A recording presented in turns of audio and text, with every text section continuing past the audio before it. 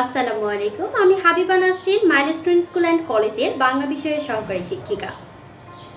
গতানুগতিক দিনগুলোর মতোই আজকে তোমাদের সামনে আবার হাজির হয়েছি বাংলার একটা গুরুত্বপূর্ণ বিষয় নিয়ে।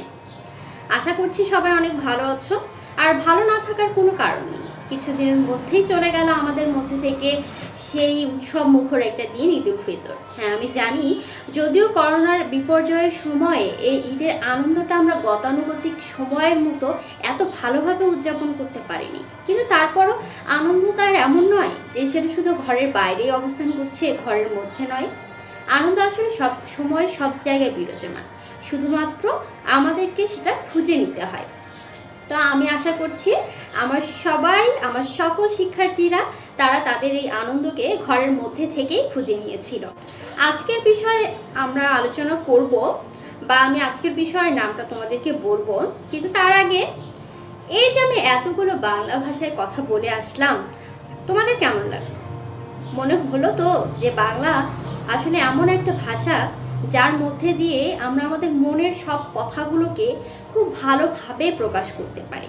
কিন্তু তোমাদের কখনো মনে হয়নি যে এই যে এত সুন্দর একটা ভাষা, এই ভাষাটা আসলে কোথা থেকে আসলো? কোনো কিছু তো আর একদিনে চলে আসে না। এমন তো আর নয় যে বাংলা ভাষা একদিনে আমাদের মধ্যে হাজির হয়ে গেছে। আসলে তা না। এই বাংলা ভাষার জন্ম নিয়ে রয়েছে অনেক ইতিহাস। মানুষের মতো জন্ম হয় না বাংলা ভাষায়, বা কোনো ভাষারই জন্ম মানুষের মতো নয়। তাহলে এই জন্মের ইতিহাসটা কেমন হতে পারে, কতখানি চমকপ্রদ হতে পারে? আমরা যদি বাংলা ভাষার জন্মকথা না পড়ে থাকি, ডক্টর হুমায়ুন আজাদের এই বাংলা ভাষার জন্মকথার ইতিহাস সম্পর্কে আমরা যদি না জেনে থাকি, তাহলে আমরা কখনোই বুঝতে পারবো না আসলে বাংলা ভাষার জন্মের ইতিহাসটা কতটা মধুর। আমরা জানি যে প্রতিনিয়ত সৃষ্টি হচ্ছে নতুন কোনো শব্দের, নতুন কোনো ভাষার। দেখা যায় কোনো একটি ভাষা সেটি মানুষের ব্যবহারের ফলে দিন দিন পরিবর্তন ঘটে। এটা হতে পারে পরিবর্তনটা খুব দ্রুত, হতে পারে পরিবর্তনটা খুব ধীরগতিশীল। যেভাবেই হোক না কেন, হাজার বছরের ব্যবধানে এই ভাষা কিন্তু ঠিকই পরিবর্তন হয়ে যায়। আজকে আমি তোমাদের বাংলা ভাষার এই জন্মের কথা রূপকথার মতো গল্প আকারে শোনাবো, কিন্তু তার আগে আমাদের এই বাংলা ভাষার জন্মকথা ডক্টর হুমায়ুন আজাদকে নিয়ে না কিছু কথা বলে নিতে হবে অবশ্যই। ডক্টর হুমায়ুন আজাদ তিনি 1947 খ্রিস্টাব্দে জন্মগ্রহণ করেন। এরপর তার লেখনী ছিল অনেক বেশি ইনফরমেটিভ। তিনি তার প্রত্যেকটি লেখনী এত বেশি ইনফরমেটিভ করেছেন, মানে এত বেশি তথ্যবহুল করেছেন, যে তার লেখনীর প্রত্যেকটা বাক্য আমাদের জন্য অনেক বেশি গুরুত্বপূর্ণ। তিনি তার প্রত্যেকটা বাক্যের মধ্যে দিয়ে আমাদের কাছে কোনো না কোনো তথ্য প্রকাশ করেছেন। তার লেখনের মধ্যে অনেক বিখ্যাত গবেষণা গ্রন্থ হচ্ছে শামসুর রহমান, নিঃসঙ্গ শেরপা। এরপর বলা যায় কিশোর উপযোগী গ্রন্থ বা কিশোর পাঠকদের তিনি যেগুলো গ্রন্থ লিখেছিলেন, তার মধ্যে অনেক বিখ্যাত দুটি গ্রন্থ হচ্ছে লালনের দীপাবলি এবং কত নদী সরোবর। তোমাদেরকে মনে রাখতে হবে, এটা খুব গুরুত্বপূর্ণ একটা এমসিকিউ আসে, যে এই যে জ্বলন্ত প্রতিভা ডক্টর হুমায়ুন আজাদ, তিনি 2004 সালে জার্মানির মিউনিক শহরে মৃত্যুবরণ করেন। আবার বলে দিচ্ছি, তিনি 2004 সালে জার্মানির মিউনিক শহরে মৃত্যুবরণ করেন। কিশোর পাঠকদের জন্য লেখা কত নদী সরোবর বা বাংলা ভাষার জীবনী গ্রন্থ থেকে বাংলা ভাষার জন্মকথা প্রবন্ধটি সংকলিত হয়েছে। ভাষার ধর্মে বদলে যাওয়া। হাজার বছরের ব্যবধানে এই ভাষাগুলোর পরিবর্তন ঘটে। আজ থেকে 100 বছর আগেও বাংলা ভাষার ইতিহাস সম্পর্কে, বাংলা ভাষার জন্মকথা সম্পর্কে কারো কোনো স্পষ্ট ধারণা ছিল না। কিন্তু তার মানে এই না যে বাংলা ভাষার জন্ম নিয়ে 100 বছর আগে কোনো গবেষণা হয়নি, বা কেউ বাংলা ভাষার জন্মের কাহিনীকে তুলে ধরতে চান না। তখন একদল লোক মনে করত যে আসলে বাংলা ভাষায় সংস্কৃত ভাষায় কিছু শব্দ ব্যবহৃত হয় বলে হয়তো বা সংস্কৃত ভাষা থেকেই বাংলা ভাষার আবির্ভাব ঘটেছে। তাদের ধারণা ছিল যে বাংলা ভাষায় সংস্কৃতের একটি দুষ্টুমি। এখানে দুষ্টুমি বলার কারণ কি? তোমাদের জন্য অনেক গুরুত্বপূর্ণ একটা অনুধাবনমূলক প্রশ্ন হচ্ছে বাংলা সংস্কৃতের দুষ্টুমি ব্যাখ্যা করো, বা কেন বাংলাকে সংস্কৃতের দুষ্টুমি বলা হয়েছে। সাধারণত মনে করা হয় যে সন্তান তার মায়ের কাছ থেকে অনেক বেশি ক্যারেক্টারিস্টিকগুলোকে বেয়ার করে। এখন যেহেতু বলা হয়েছে বাংলা সংস্কৃতের মেয়ে, তাহলে সংস্কৃতের যে নিয়ম কানুন রীতিগুলো রয়েছে অবশ্যই তার নিয়ম কানুন বা রীতির সাথে বাংলা ভাষার নিয়ম কানুন রীতির কিছু সিমিলারিটি থাকার কথা। কিন্তু দেখা যায় কি যে বাংলার সাথে সংস্কৃত ভাষায় এর যে নিয়ম কানুনের সিমিলারিটি অনেক কম। তো এর জন্য বলা হয়েছে যে আসলে এই বাংলা ভাষাতে সংস্কৃতের দুষ্ট মেয়ে ছিল। কিন্তু পরবর্তীতে 19 শতকে এসে আরেক দল লোক মনে করেন যে না, সংস্কৃতের সাথে বাংলা ভাষার সম্পর্কটা অনেক দূরের। আসলে সংস্কৃত থেকে বাংলা ভাষার উৎপত্তি হয়নি, বাংলা ভাষার উৎপত্তি হয়েছে প্রাকৃত ভাষা থেকে। এখন হঠাৎ করে প্রাকৃত ভাষা কোথা থেকে আসলো সে সম্পর্কে আমি তোমাদেরকে বলব। ওই সময়ে মানে 19 শতকের ওই সময়ে বাংলা ভাষায় সংস্কৃত ভাষার ব্যবহার নিয়ে এক ধরনের মতবিরোধ তৈরি হয়। তারা বলে যে না, অবশ্যই প্রাকৃত ভাষা থেকে বাংলা ভাষার সৃষ্টি হয়েছে। এর কারণ হিসেবে তারা উল্লেখ করেছেন যে একটা সময় বাংলা ভাষার মধ্যে দু ধরনের ভাষা প্রচলিত ছিল। আচ্ছা সরি, বাংলা ভাষা না, মানে দু ধরনের ভাষা প্রচলিত ছিল। দেখা যেত কি সমাজের উচ্চ স্তরের যে মানুষগুলো ছিল তাদের লেখার ভাষা হিসেবে ব্যবহার করা হতো সংস্কৃত ভাষা, আর সাধারণ মানুষের কথ্য ভাষা হিসেবে মানুষ মুখে বলতো, এই মুখের ভাষা হিসেবে ব্যবহার করা হতো প্রাকৃত ভাষা। তো তোমাদের মনে করার জন্য বা তোমাদের মনে রাখার জন্য আমি আবার বলে দিচ্ছি যে মানুষের মুখের ভাষার হিসেবে ব্যবহৃত হতো প্রাকৃত ভাষা। আমরা যে কথাগুলো বলছি এখন, বা আমরা যে কথাগুলো আগে বলে আসতাম, এই যে কথার পরিবর্তনগুলো এগুলো কিন্তু মানুষের মুখে মুখেই হয়। আমি একটা কথা বলছি, যেমন এক সময় গ্রামে দেখা যেত রিক্সাকে মানুষ বলতো রিস্কা, রিক্সাকে বলা হতো রিস্কা, স্কুলকে বলা হতো স্কুল। এই যে ভাষার পরিবর্তনগুলো, শব্দের পরিবর্তনগুলো আমি যখন লিখবো তখন কিন্তু সেই শব্দের কোনো পরিবর্তন ঘটবে না। এই শব্দের পরিবর্তন তখনই ঘটবে যখন আমি এই শব্দগুলো মুখে মুখে বলা শুরু করব। আমি একভাবে বলবো, সেই শব্দটাকে তুমি আবার আরেকভাবে বলবে। এইভাবে মানুষ এক এক সময় এক একভাবে এই শব্দগুলোকে ব্যবহার করতে করতে এই ভাষাগুলো বা শব্দগুলোর পরিবর্তন ঘটায়। তাহলে যেহেতু সংস্কৃত ভাষাকে মানুষ মুখে ব্যবহার করতো না, মানে মানুষের কথার ভাষা হিসেবে, মুখের ভাষা হিসেবে সংস্কৃত ভাষা ব্যবহৃত হতো না, শুধুমাত্র লেখার ভাষা হিসেবে সংস্কৃত ভাষা ব্যবহৃত হতো, তো এই বাংলা ভাষার জন্ম সংস্কৃত থেকে হওয়া সম্ভব নয়। প্রাকৃত ভাষা ছিল মানুষের মুখের ভাষা। এই প্রাকৃত ভাষা মানুষ মুখে বলতে বলতে একসময় পরিবর্তন হয়ে হাজার বছরের পরিবর্তনের ধারায় তৈরি হলো নতুন করে এই বাংলা ভাষার।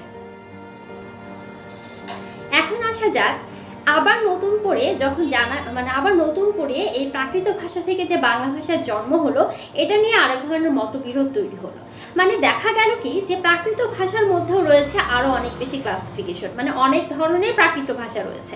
তাহলে প্রাকৃত ভাষার এই শ্রেণী বিভাগের কোন শ্রেণী বিভাগটা থেকে বা কোন শ্রেণীটা থেকে বাংলা ভাষা তৈরি হলো, এটা নিয়েও মানুষের মধ্যে অনেক ধরনের কনফিউশন তৈরি হয়ে গেল।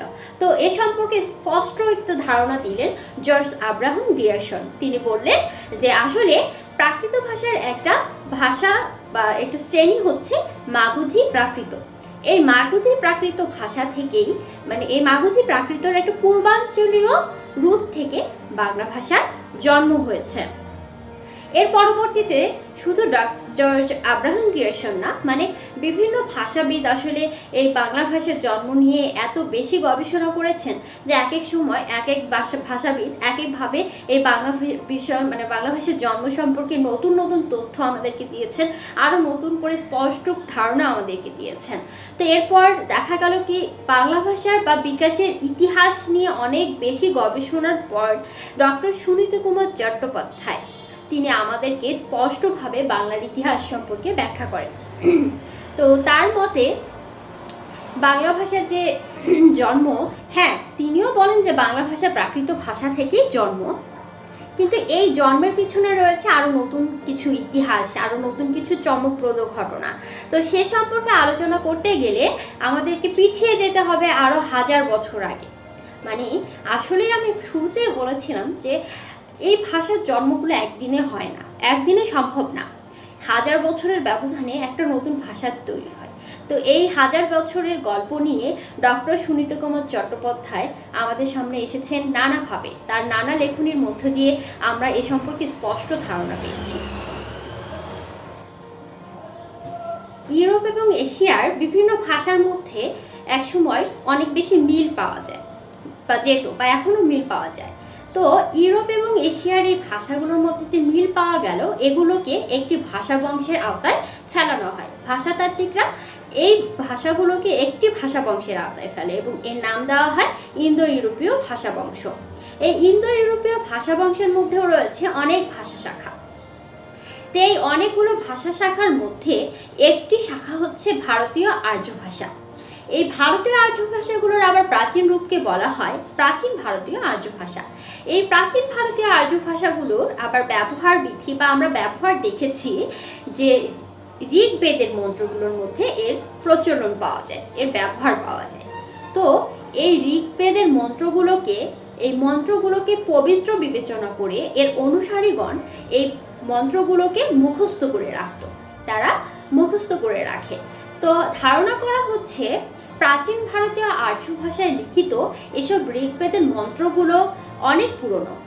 বলা হয় যে যীশুখ্রিস্টের জন্মেরও প্রায় 1000 বছর আগে, মানে 1000 খ্রিস্টপূর্বাব্দে এসব ঋগ্বেদের মন্ত্রগুলো লিখিত হয়েছিল।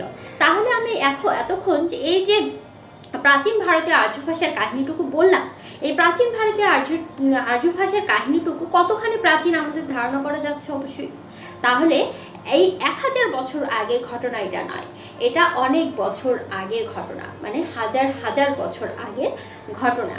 মানে যখন যীশুখ্রিস্ট জন্ম হয়নি তারও 1000 বছর আগে, তার জন্মেরও 1000 বছর আগে এই ভাষায় এই ঋগ্বেদের মন্ত্রগুলো তৈরি হয়েছিল বা লিখিত হয়েছিল। এই মন্ত্রগুলো অনুসারীরা মুখে মুখে বলে আসতো। তো দেখা গেল এই যে বেদের মন্ত্রগুলো, এই যে ভাষাটা ব্যবহৃত হয়েছিল, এই ভাষাটা একসময় নাম ধারণ করে বৈদিক ভাষা। এই বৈদিক ভাষা মানুষ মুখে মুখে ব্যবহার করতে করতে একসময় এত বেশি জটিল, এত বেশি কঠিন হয়ে গেল, মানে মানুষের বোধগম্য আর থাকলো না। তখন এই ভাষার পরিবর্তন সাধনের ফলে ব্যাকরণবিদরা তারা আরও কিছু নিয়ম কানুন যুক্ত করে এক ধরনের নতুন এবং মানসম্পন্ন ভাষা তৈরি করে। এই ভাষার নাম দেওয়া হয় সংস্কৃত ভাষা। এই ঘটনাটি বলছি যীশুখ্রিস্টের জন্মের 400 বছর আগের কথা। যীশুখ্রিস্টের জন্মের আগেই এই ভাষাগুলোর মধ্যে, মানে ভারতীয় আর্য ভাষার মধ্যে 3টি স্তর দেখা যায়। এই স্তরগুলোকে আবার বিভিন্ন সময় সাপেক্ষে, মানে সময়ের উপরে ডিপেন্ড করে বিভক্ত করা হয়েছে, স্তরগুলো ভাগ করা হয়েছে। তো প্রথম যে স্তরটি রয়েছে সেটাকে বলা হচ্ছে বৈদিক সংস্কৃত, যেটা কিনা 1200 অব্দ থেকে শুরু করে, মানে এটা খ্রিস্টপূর্বের কথা আমি বলছি, খ্রিস্টপূর্ব 1200 অব্দ থেকে শুরু করে 800 অব্দ পর্যন্ত এটা চলেছিল। এরপরে দ্বিতীয় যে স্তরটি রয়েছে সেটিকে বলা হচ্ছে সংস্কৃত, যা কিনা ধারণা করা হচ্ছে যে খ্রিস্টপূর্ব 800 অব্দ থেকে খ্রিস্টপূর্ব 400 অব্দ পর্যন্ত এর প্রচলন হয়েছিল।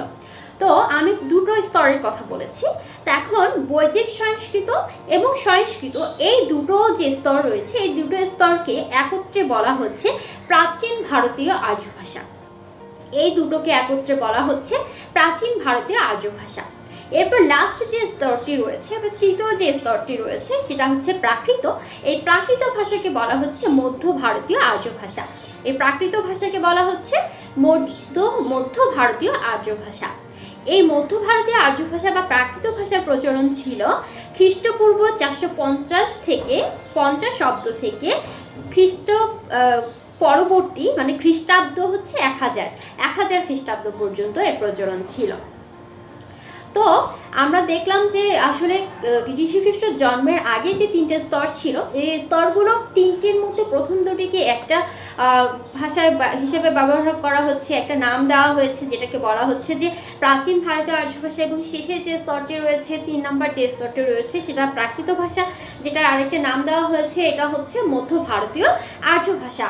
তো এখানে ডক্টর সুনীতি কুমার চট্টোপাধ্যায় আমাদেরকে একটু চোখে আঙুল দিয়ে স্পষ্টভাবে দেখিয়েছেন যে প্রাকৃত ভাষা থেকে, মানে মধ্য ভারতীয় এই আর্য ভাষা থেকে এই যে বাংলা ভাষা তৈরি হয়েছে, এখানে ছোট্ট ঘটনা আমি এইটুকু ইতিহাস বলার জন্য কয়েক হাজার বছর আগে চলে গিয়েছিলাম, যেখানে কিভাবে সংস্কৃত ভাষা তৈরি হলো, কিভাবে এই সংস্কৃত ভাষার আগে ছিল বৈদিক ভাষা, সেই ভাষাটি তৈরি হলো, তারপর কিভাবে শেষ স্টেপে এসে বৈদিক ভাষার পরে সংস্কৃত ভাষা এবং প্রাকৃত ভাষার তৈরি হলো।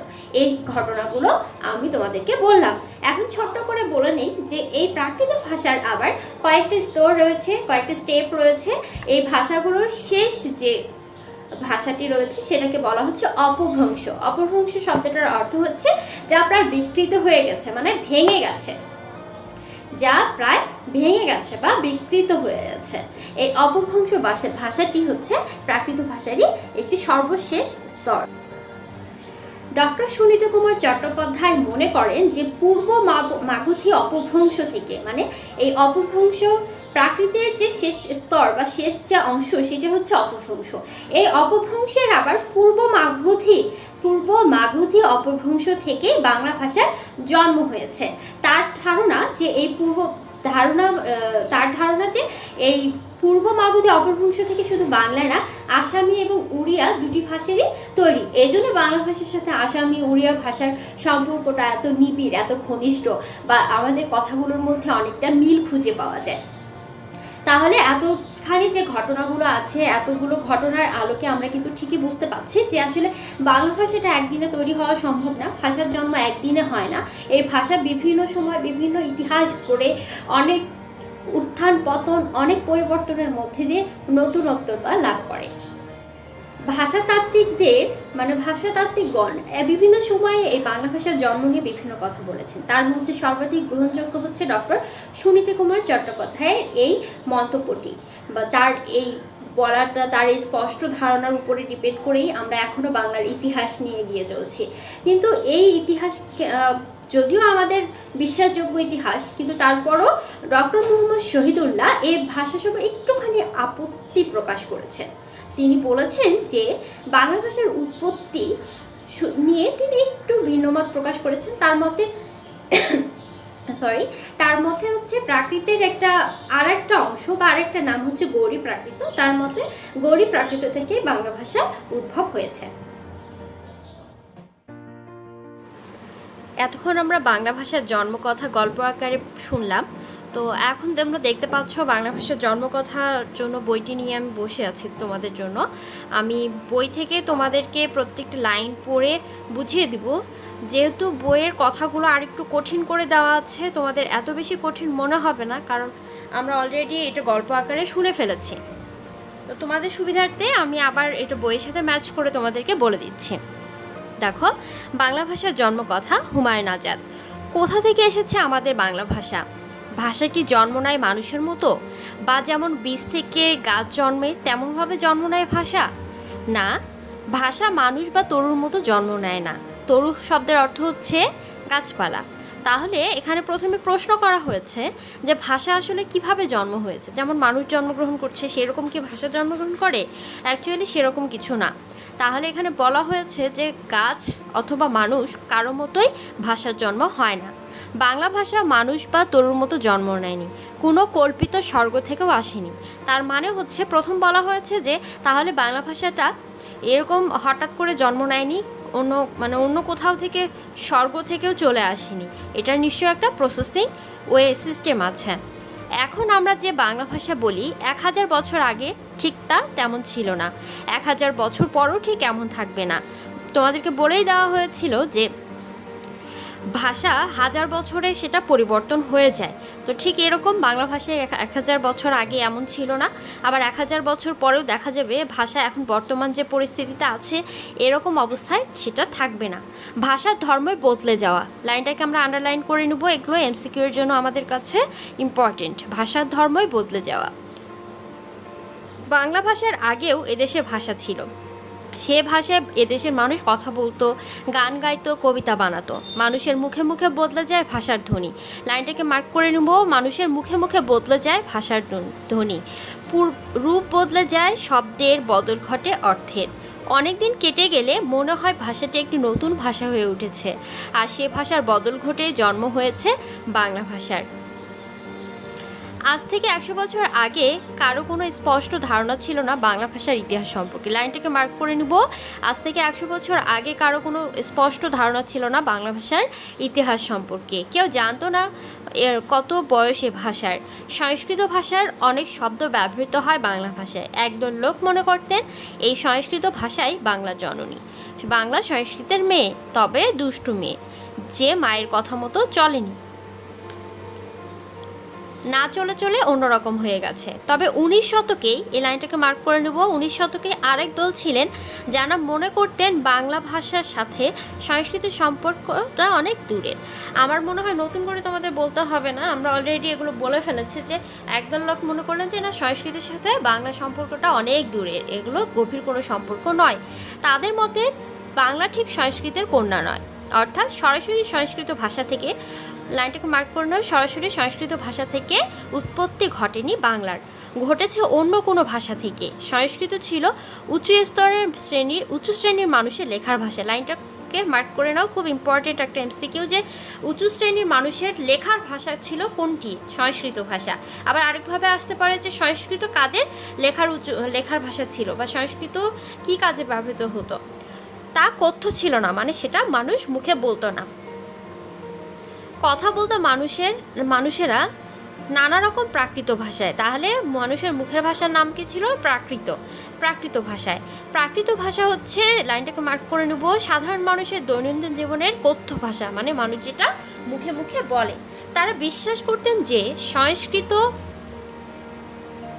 থেকে নয়, প্রাকৃত ভাষা থেকে উদ্ভব ঘটেছে বাংলা ভাষার। সংস্কৃত থেকে নয়, প্রাকৃত ভাষা থেকে উদ্ভব ঘটেছে বাংলা ভাষায়। কিন্তু নানা রকম প্রাকৃত ছিল ভারতবর্ষের বিভিন্ন অঞ্চলে, মানে প্রাকৃতের মধ্যেই আবার বিভিন্ন ধরনের প্রাকৃত ভাষা ছিল, কয়েক ধরনের রকম ভেদ ছিল, এটা আমি তোমাদেরকে বলেছি। তাহলে কোন প্রাকৃত থেকে উদ্ভব ঘটেছিল বাংলার? এ সম্পর্কে প্রথমে স্পষ্ট মত প্রকাশ করেন জর্জ আব্রাহাম গ্রিয়ারসন। লাইনটাকে মার্ক করে নেব, যে প্রাকৃত থেকে যে বাংলা ভাষার জন্ম, এই সম্পর্কে স্পষ্ট মত প্রথম প্রকাশ করেন জর্জ আব্রাহাম গ্রিয়ারসন। বহু প্রাকৃতের মধ্যে একটি নাম মাগধী প্রাকৃত। তার মতে, মানে হচ্ছে তারটা কাকে বোঝানো হয়েছে? জর্জ আব্রাহাম গ্রিয়ারসনের মতে মাগধী প্রাকৃতের কোনো পূর্বাঞ্চলীয় রূপ থেকে জন্ম নেয় বাংলা ভাষা। পরে বাংলা ভাষার উদ্ভব বিকাশের বিস্তৃত ইতিহাস রচনা করেন ডক্টর সুনীতি কুমার চট্টোপাধ্যায়, এবং আমাদের চোখে স্পষ্ট ধরা দেয় বাংলা ভাষার ইতিহাস, যে ইতিহাস বলার জন্য আমাদেরকে পিছিয়ে যেতে হবে অন্তত কয়েক হাজার বছর। তার মানে হচ্ছে কোনো একটা ভাষার জন্ম সম্পর্কে যদি আমরা আলোচনা করতে যাই, শুধু আজকের অবস্থানের উপরে বিবেচনা করে সেটার আলোচনা করা সম্ভব না। এই আলোচনাগুলো করতে হলে আমাদেরকে অবশ্যই হাজার বছর আগে পিছিয়ে যেতে হবে। এর কারণটা হচ্ছে একটা ভাষার জন্ম অবশ্যই হাজার বছরের পরিবর্তনের ফলেই হয়ে থাকে। ইউরোপ ও এশিয়ার বেশ কিছু ভাষার ধ্বনিতে ও শব্দে লক্ষ্য করা যায় গভীর মিল। লাইনটা মার্ক করে নিব। এই ভাষাগুলো যেসব অঞ্চলে ছিল ও এখন আছে, তার সবচেয়ে পশ্চিমে ইউরোপ, আর সবচেয়ে পূর্বে ভারত ও বাংলাদেশ। ভাষাতাত্ত্বিকেরা এই ভাষাগুলোকে একটি ভাষাবংশের সদস্য বলে মনে করেন। ওই ভাষাবংশটির নাম দেওয়া হয় ইন্দো ইউরোপীয় ভাষাবংশ বা ভারতীয় ইউরোপীয় ভাষাবংশ।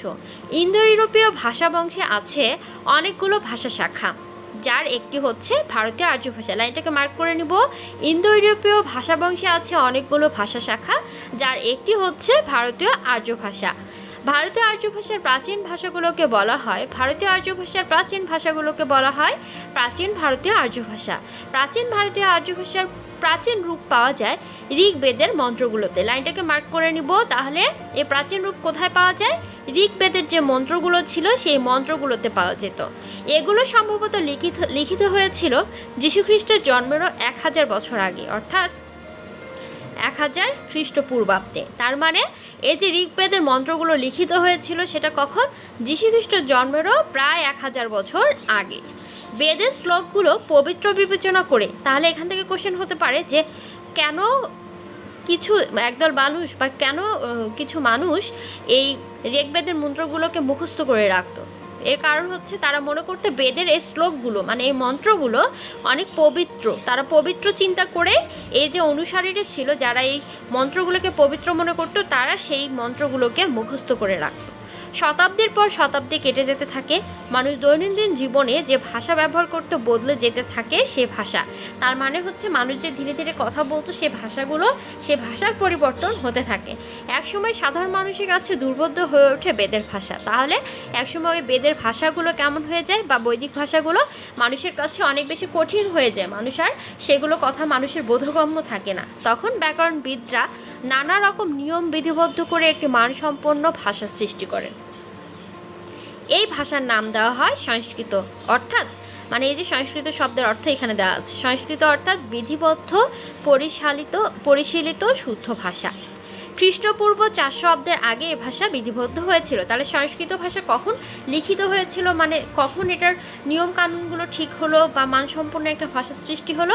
খ্রিস্টপূর্ব 400 অব্দে, মানে যীশু খ্রিস্টেরও জন্মের প্রায় 400 বছর আগেই এই ভাষাটা তৈরি হলো।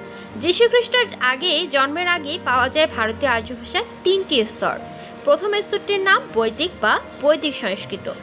খ্রিস্টপূর্ব 1200 অব্দ থেকে খ্রিস্টপূর্ব 800 অব্দ এ ভাষার কাল, মানে এই সময়ের মধ্যে এই বৈদিক সংস্কৃত ভাষাটির প্রচলন ছিল। তারপর পাওয়া যায় সংস্কৃত। খ্রিস্টপূর্ব 800 অব্দের দিকে এটি সম্ভবত বিধিবদ্ধ হতে থাকে এবং খ্রিস্টপূর্ব 400 অব্দ পর্যন্ত। তাহলে এই সংস্কৃত ভাষার সময়কাল ছিল খ্রিস্টপূর্ব 800 অব্দ থেকে খ্রিস্টপূর্ব 400 অব্দ। ব্যাকরণবিদ পাণিনির হাতেই এটি চিরন্তভাবে বিধিবদ্ধ হয়। তাহলে ব্যাকরণবিদ যে পাণিনি ছিলেন, এটা ইম্পর্টেন্ট, তিনি কি করেছিলেন? তিনি এই সংস্কৃত ভাষাটার নিয়ম কানুনগুলোকে তৈরি করেছিলেন। বৈদিক ও সংস্কৃতকে বলা হয় প্রাচীন ভারতীয় আর্য ভাষা। প্রাকৃত ভাষাগুলোকে বলা হয় মধ্য ভারতীয় আর্য ভাষা। মোটামুটিভাবে খ্রিস্টপূর্ব 450 অব্দ থেকে 1000 খ্রিস্টাব্দ পর্যন্ত এই ভাষাগুলোর কথ্য ও লিখিত ভাষারূপে ভারতের বিভিন্ন স্থানে প্রচলিত থাকে। এই প্রাকৃত ভাষাগুলোর শেষ স্তরের নাম অপভ্রংশ। তাহলে 3টা স্তরের শেষের স্তর ছিল হচ্ছে প্রাকৃত, আর এই প্রাকৃতর আবার শেষের স্তরের নাম ছিল অপভ্রংশ, যা কিছুটা বিকৃত হয়ে গেছে। বিভিন্ন অপভ্রংশ থেকে উৎপন্ন হয়েছে নানান আধুনিক ভারতীয় আর্য ভাষা, যেমন বাংলা, হিন্দি, গুজরাটি, মারাঠি, পাঞ্জাবি প্রভৃতি ভাষাসমূহ। তাহলে এই ভাষাগুলো সবগুলোই ভারতীয় আর্য ভাষা থেকে উৎপন্ন হয়েছে। ডক্টর সুনীতি কুমার চট্টোপাধ্যায় মনে করেন পূর্ব মাগধী অপভ্রংশ থেকে উদ্ভব হয়েছে বাংলা, আসামি আর উড়িয়া ভাষা। তাই বাংলার সাথে খুব ঘনিষ্ঠ সম্পর্ক আসামি আর উড়িয়ার, মানে তাদের ভাষার মধ্যে কিছু সিমিলারিটি পাওয়া যায়। আর কয়েকটি ভাষার ঘনিষ্ঠ আত্মীয়তা রয়েছে বাংলার সঙ্গে, কেননা সেগুলো জন্মেছিল মাগধী অপভ্রংশের 2টি শাখা হতে। এই ভাষাগুলো হচ্ছে মৈথিলি, মাগধী এবং ভোজপুরিয়া। ডক্টর মোহাম্মদ শহীদ, মানে এই 3টা ভাষার সাথেও কিন্তু এই বাংলা ভাষার মিল খুঁজে পাওয়া যায়। ডক্টর মোহাম্মদ শহীদুল্লাহ বাংলা ভাষার উৎপত্তি সম্পর্কে অবশ্যই একটু ভিন্ন মত পোষণ করেন। তিনি একটি প্রাকৃতের নাম বলেন গৌড়ী প্রাকৃত। তিনি মনে করেন গৌড়ী প্রাকৃতের পরিণত অবস্থা গৌড়ী অপভ্রংশ থেকে উৎপত্তি ঘটেছে বাংলা ভাষার। তো এই ছিল আজকে আমাদের বাংলা ভাষার জন্মকথার বই থেকে পড়া প্রবন্ধটি। তোমরা কিন্তু এতক্ষণ ধরে বাংলা ভাষার জন্ম যে ইতিহাস সে সম্পর্কে জানলে। যদি তোমরা বাংলা ভাষার জন্মকথা প্রবন্ধটি মুখস্থ করতে যাও, চিন্তা করো যে না আমি মুখস্থ করেই এটা থেকে ভালো কিছু করব, হ্যাঁ হয়তো বা তোমরা অনেক সময় এমসিকিউ বা প্রশ্নের উত্তরগুলো মুখস্থ করে দিতে পারবে, কিন্তু বাংলা ভাষার জন্মকথার যে আসল সত্যতা, যে ধারাবাহিকতা, এগুলো যদি তোমরা ধারাবাহিকতাগুলো স্টেপ বাই স্টেপ নিজের মধ্যে আত্মস্থ করতে পারো, নিজের মধ্যে গল্প আকারে মনে রাখতে পারো, তাহলে কখনোই কোনো জায়গায় গিয়ে তোমরা ঠেকবে না। আসলে আমাদের মাতৃভাষা বাংলা, আমাদের প্রাণের ভাষা বাংলা, এই প্রাণের ভাষার ইতিহাস সম্পর্কে জানাটা আমাদের কর্তব্য। তোমাদের আজকের বাড়ির কাজ থাকবে বাংলা ভাষার জন্মকথা প্রবন্ধটি থেকে শর্ট কোশ্চেন লিখবে তোমরা 20টি, ঠিক আছে? বাংলা ভাষার জন্মকথা প্রবন্ধটা থেকে তোমাদের অনেক ইম্পর্টেন্ট এমসিকিউ আসার সম্ভাবনা আছে, অনেক ইম্পর্টেন্ট তোমাদের জন্য। এখান থেকে তোমরা ভালো করে যে বিভিন্ন সময়ে ভাষাতাত্ত্বিকরা ভাষাবিদরা বাংলা ভাষার জন্মকথা নিয়ে বা বাংলা ভাষার জন্ম নিয়ে যে মতবাদগুলো প্রকাশ করেছে সেই মতবাদগুলো সম্পর্কে একটা ক্লিয়ার সেন্স রাখবে। আর হচ্ছে ভাষার বিভিন্ন স্তরগুলো সম্পর্কে জানবে, এই কোন সময়ে কোন স্তরটা, কত সময় থেকে কত সময়ে কোন ভাষার কোন স্তর, এগুলো খুব ভালো একটা ক্লিয়ার সেন্স তোমাদের মধ্যে রাখতে হবে। তো আজকে এই পর্যন্তই। আমার ধারণা তোমরা খুব ভালোভাবে বাংলা ভাষার জন্মকথাটা সম্পর্কে যাদের মধ্যে আত্মস্থ হয়ে গেছে। আজকে এই পর্যন্তই, আজ আর নয়। পরবর্তী ক্লাসে আমরা বাংলা ভাষার জন্মকথার বিভিন্ন গুরুত্বপূর্ণ অনুধাবনমূলক প্রশ্ন এবং সৃজনশীল প্রশ্ন সম্পর্কে আলোচনা করব। এর মধ্যে তোমরা এই সম্পর্কে ভালো করে দেখো, যদি কোনো প্রবলেম থাকে তাহলে তোমরা বইয়ের সাথে মিলিয়ে পড়ো, দেখবা প্রবলেমগুলো সলভ হয়ে যাবে। আমি বইয়ের প্রত্যেকটা লাইন তোমাদেরকে বলে দিয়েছি, আমি বইয়ের প্রত্যেকটা ইনফরমেশন তোমাদের সামনে ক্লিয়ার করে দিয়েছি। আই থিঙ্ক কোনো প্রবলেম হবে না। তো এর পরবর্তী ক্লাসে আমরা এই সৃজনশীল প্রশ্ন এবং এর অনুধাবনমূলক প্রশ্নগুলো নিয়ে আলোচনা করবো। সে পর্যন্ত ভালো থেকো, সুস্থ থেকো, টাটা।